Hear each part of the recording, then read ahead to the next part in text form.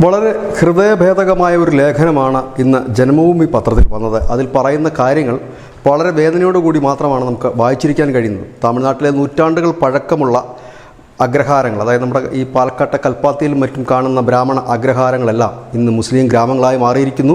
ആ അഗ്രഹാരങ്ങളിലുള്ളവരൊക്കെ എങ്ങോട്ടോ പോയി മറിഞ്ഞിരിക്കുന്നു എന്നുള്ളത് തന്നെയാണ്.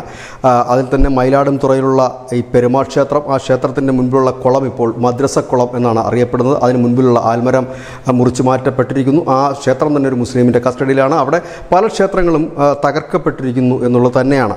ഇത് ഇന്നും ഇന്നലെയും തുടങ്ങിയതല്ല, കാലങ്ങളായി നടക്കുന്ന ഒരു വലിയ നീക്കമാണ്. സീർക്കോഴി, മയിലാടുംതുറ, കുംഭകോണം, നാഗൂർ, തിരുവാരൂർ തുടങ്ങിയ അഗ്രഹാരങ്ങളൊക്കെ ഇന്നിപ്പോൾ പുതിയ പേരുകളിലാണ്. ആ പേരുകൾ ഇങ്ങനെയാണ്. അയ്യമ്പേട്ടയ്ക്കടുത്തുള്ള ചക്രപ്പള്ളിയിലെ ഒരു അഗ്രഹാരത്തിൻ്റെ പേര് തന്നെ ഹാജിയാർ സ്ട്രീറ്റ് എന്നാണ്.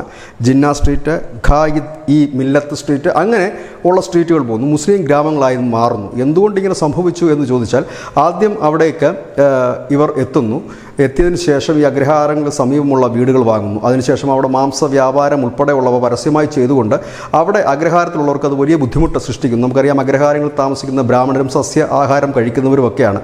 അവർ അങ്ങനെ ആരോടും പരാതി പറയാൻ പോലും കഴിയാത്ത ഇടങ്ങളാണ് ഇവയൊക്കെ. കാരണം പോപ്പുലർ ഫ്രണ്ടിൻ്റെ ശക്തി കേന്ദ്രങ്ങളാണ്, ഒപ്പം തന്നെ DMKയുടെ ശക്തി കേന്ദ്രങ്ങളാണ്. ഈ ഇടങ്ങളിൽ നിന്നൊക്കെ അവർ വലിയ രീതിയിൽ തന്നെ കൊഴിഞ്ഞു പോയിരിക്കുന്നു. കിട്ടുന്ന വിലയ്ക്ക് തങ്ങളുടെ അഗ്രഹാരങ്ങൾ, വീടുകൾ ഒക്കെ വിറ്റ് അവർ എങ്ങോട്ടോ പോയി മറയുകയാണ്. നൂറ്റാണ്ടുകൾ പഴക്കമുള്ള ക്ഷേത്രങ്ങൾ, ക്ഷേത്രാചാരങ്ങൾ, ക്ഷേത്ര പെരുമകളൊക്കെ ഉണ്ടായിരുന്ന ഈ അഗ്രഹാരങ്ങളെല്ലാം ഇന്ന് ഇത്തരത്തിൽ ഗ്രാമങ്ങളായി മാറുകയാണ്. ഇതുതന്നെയാണ് അതിൽ ആ ലേഖനത്തിൽ വളരെ സവിസ്തരം പ്രതിപാദിക്കുന്നത്. അതുകൊണ്ട് തന്നെയാണ് ഇതൊരു വാർത്തയാക്കണമെന്നും ആഗ്രഹിച്ചതും. News desk news India Malayalam.